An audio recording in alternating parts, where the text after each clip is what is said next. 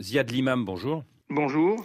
Pourquoi Béchir Ben Yamed a-t-il choisi ce titre avant sa mort? J'assume. Est-ce une façon de dire circuler, il n'y a rien à voir? Non, je pense que c'était véritablement une manière de dire qu'il incorporait tous les personnages de sa vie, qu'il assumait au sens propre ses réussites, ses échecs, ses intuitions, ses complexités, ses ambiguïtés. Je pense que c'était quelqu'un dont la marque de fabrique était essentiellement de vouloir être un homme libre, malgré tous ses métiers. Il était journaliste, il était éditeur. Dans le livre, il reconnaît qu'il est largement un homme politique, qu'il est entrepreneur. Donc je pense que toutes ces facettes de lui se retrouvent et il les assume, il les défend. Donc je pense que tout ça, c'est une manière de dire je ne regrette rien et j'assume ce que j'ai fait. Un homme libre, dites-vous. Il écrit « Je ne suis pas un homme politique car je veux conserver ma liberté de rompre ». Il l'a pourtant été, homme politique, au tout début de Au l'indépendance tout de la début, Tunisie. exactement, il est le plus jeune ministre de l'information de la République tunisienne, il est proche de Bourguiba, il est totalement impliqué dans la lutte du Néo-Destour pour l'indépendance. Il faut se remettre à cette époque, je veux dire, toute cette jeunesse-là est complètement mobilisée dans le combat anticolonial, donc ils sont politiquement formés, c'est-à-dire c'est des gens qui grandissent, qui sont modelés par cette lutte anticoloniale, par ce rapport nord-sud, par ce besoin d'émancipation. Après, il le sera toute sa vie, un homme politique, par ses contacts, par son analyse du monde, il est forcément politique, mais il est journaliste. Et donc, ça lui donne cette obligation de liberté qu'il va essayer de maintenir le plus loin possible. Et il veut pas non plus être compromis.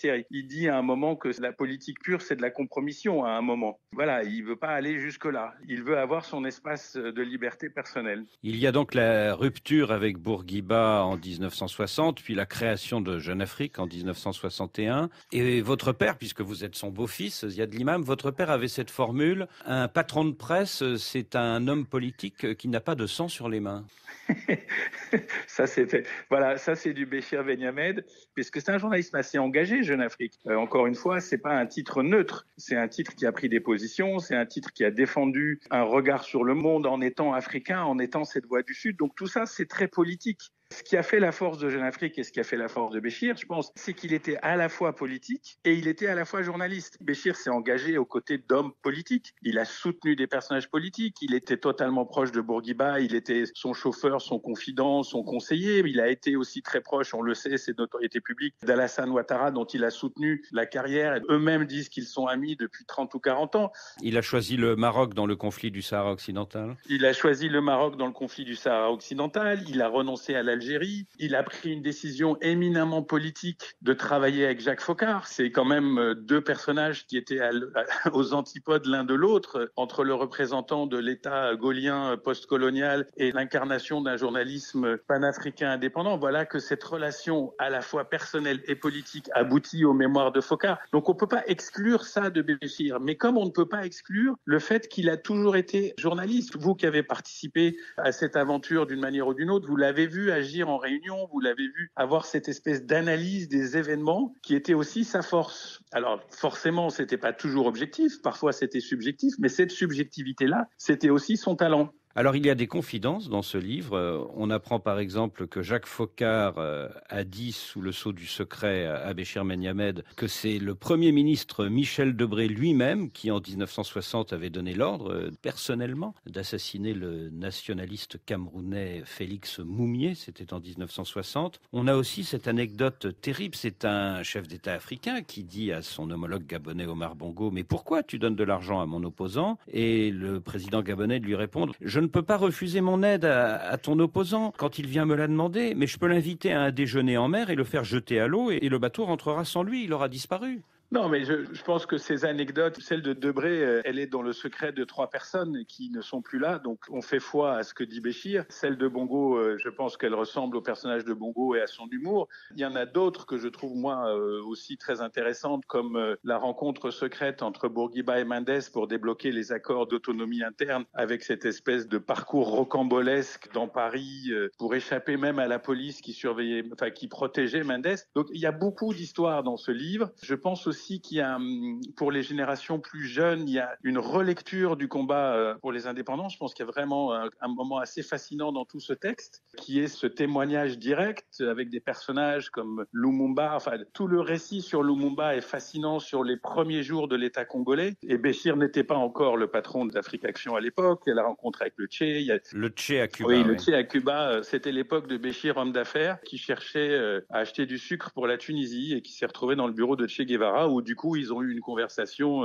tout à fait politique. Il y a le voyage au Vietnam communiste, il y a les tentatives d'achat de Jeune Afrique par des agents de la CIA directement mandatés et qui ne se cachent pas. Enfin, il y a toute cette époque qui quand même vit et revit et qui fait quand même un peu la force de ce récit pour nous qui l'avons travaillé un peu avec lui. Ce qui moi me frappe, c'est l'intensité du récit et l'intensité de cette vie. Et ce qui frappe aussi dans la lecture de ses mémoires, c'est le côté réel politique de Béchir Menyammed. Il a cette phrase: on peut raisonnablement penser que Blaise Compaoré n'est pas pour rien dans l'assassinat de Thomas Sankara et qu'il a assis son pouvoir sur un crime, comme Staline avec Trotsky. Mais les idéalistes ont souvent une fin tragique, car ils ne sont pas faits pour être chefs d'État. Tout à fait. Et il continue d'ailleurs dans ce chapitre en disant que le compaorisme n'aura pas été un échec pour le Burkina. Donc, c'est ce qui fait aussi, encore une fois, que Jeune Afrique a toujours eu ce quelque chose de très particulier, c'est-à-dire que sur des grands sujets, il y avait un axe, il y avait un angle. Moi, ça m'avait frappé quand j'étais jeune journaliste, cette recherche de la lecture des événements et cette recherche aussi de dire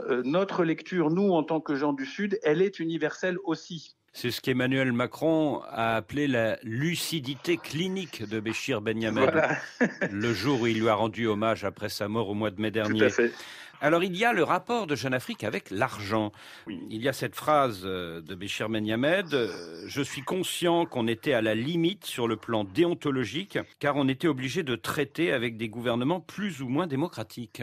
Tout à fait. Moi, je pense que c'est quelque chose qui était parfaitement assumé chez Béchir parce que pour lui, l'objectif était de protéger, sauvegarder, développer son journal. Et que ça, on n'avait pas, moi j'ai vécu cette période-là, on n'avait pas le recours aux grands annonceurs internationaux qui déversaient des tonnes d'argent sur Jeune Afrique. Donc on devait faire avec notre marché, qui était celui de l'Afrique, et donc il y avait des dossiers, des publis, etc. Mais la réalité de ça, c'est que parallèlement à ça, il y avait Jeune Afrique, le journal. Il y avait Jeune Afrique, l'angle et l'axe. Et je pense que si les publis dont on a beaucoup parlé... Les publi-reportages, c'est-à-dire ces articles complaisants, il faut le dire, Ziad Limam, à l'égard de certains régimes. Je pense pas que c'est complaisant. Je pense qu'il y avait d'abord un marquage, ce qui est très important. C'était des publis ou des focus ou des dossiers pays. Et donc les gens ne sont pas totalement naïfs. Les gens savent qu'ils sont dans un moment du journal qui n'est pas le même qu'ailleurs. Et encore une fois, si ces moments du journal avaient été aussi prégnants que les critiques de Jeune Afrique le disent, Jeune Afrique serait mort. Jeune Afrique n'existerait plus depuis très longtemps. Ce qui a fait la force de Jeune Afrique, c'est d'avoir l'équilibre et d'avoir tout le temps, malgré tout, la capacité de juger. Et Jeune Afrique a perdu des contrats et a perdu des publis et a perdu des clients d'État parce qu'ils ont pris des positions à des moments qui étaient contradictoires. Par exemple, vous aviez parlé de l'Algérie. L'Algérie, à une époque, c'est 35 000 exemplaires de Jeune Afrique. C'est des contrats de pub, c'est la Sonatrach. Et après le choix du côté marocain sur le Sahara occidental, l'Algérie interdit la vente de Jeune Afrique et cela va durer plus de 20 ans, c'est ça?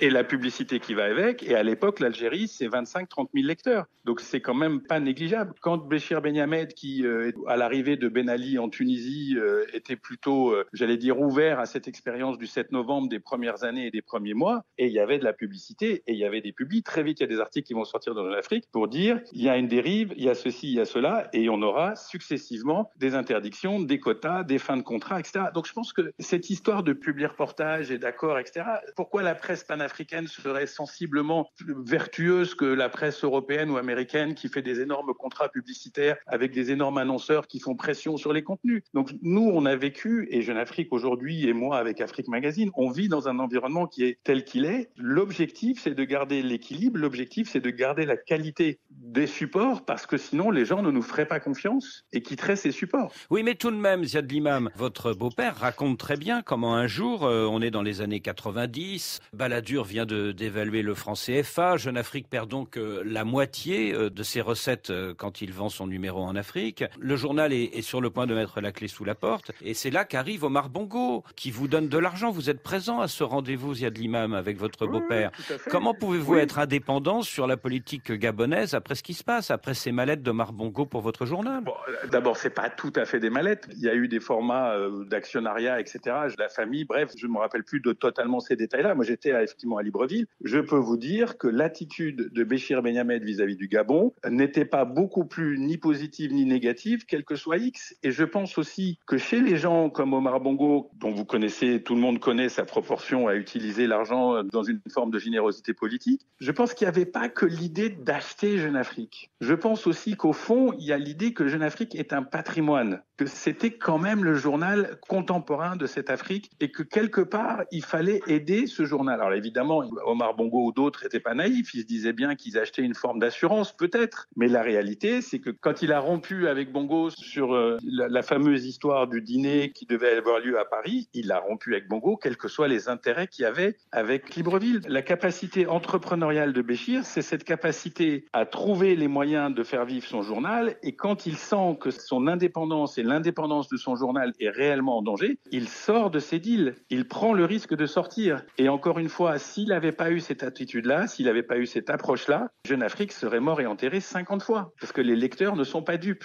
Alors ce livre fourmille d'anecdotes et de confidences sur les relations entre Béchir Ben Hamed et Félix Houphouët-Boigny, Abdou Diouf, François Mitterrand, mais aussi sur ses relations très très amicales avec Alassane Ouattara. Mais en même temps, il y a cette anecdote où Félix Houphouët-Boigny veut donner de l'argent à l'opposant Laurent Gbagbo. On est dans les années 90. Il lui propose une enveloppe de 300 millions de francs CFA. Gbagbo refuse et Houphouët confie à son premier ministre de l'époque, Alassane Ouattara, il n'a pas voulu prendre l'argent. Ça fait partie des histoires dans l'histoire. Gbagbo, à l'époque, a quand même ce positionnement d'un homme d'opposition intègre, de gauche.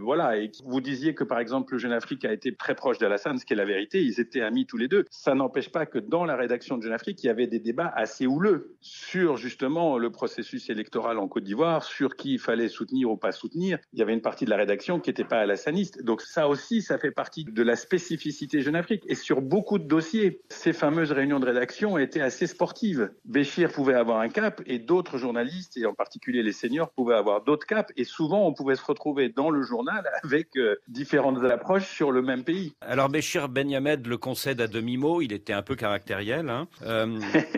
Et timide, dit-il. Et timide, c'est vrai. Et il dit « Je n'ai aucun regret dans ma vie, même le fait d'avoir invité Mobutu chez moi. D'ailleurs, je lui ai fait boire du mauvais champagne. Mon seul regret, peut-être, c'est d'avoir soutenu dans les années 70 le coup d'État de Skhirat contre le roi Hassan II. » Oui, on sent très bien dans toutes les pages du livre la relation entre Hassan II et Béchir, qui est une relation assez musclée, confrontationnelle. Il décrit un pouvoir absolu, mais en même temps, il a cette espèce de reconnaissance du fait que Hassan II a construit un État. Et donc, ça navigue tout le temps entre les deux facettes d'Hassan II, ce qui ne l'a pas empêché de critiquer Hassan II et encore une fois de reconnaître la position du Maroc en même temps. Et comme il le dit, il n'y a pas beaucoup de regrets. Et je suis heureux que ce livre soit finalement sorti parce que c'est un témoignage encore une fois très utile pour les contemporains jeunes et moins jeunes de cette époque. Avec le concours notamment de Jean-Louis Gouraud et de Joséphine Dedet.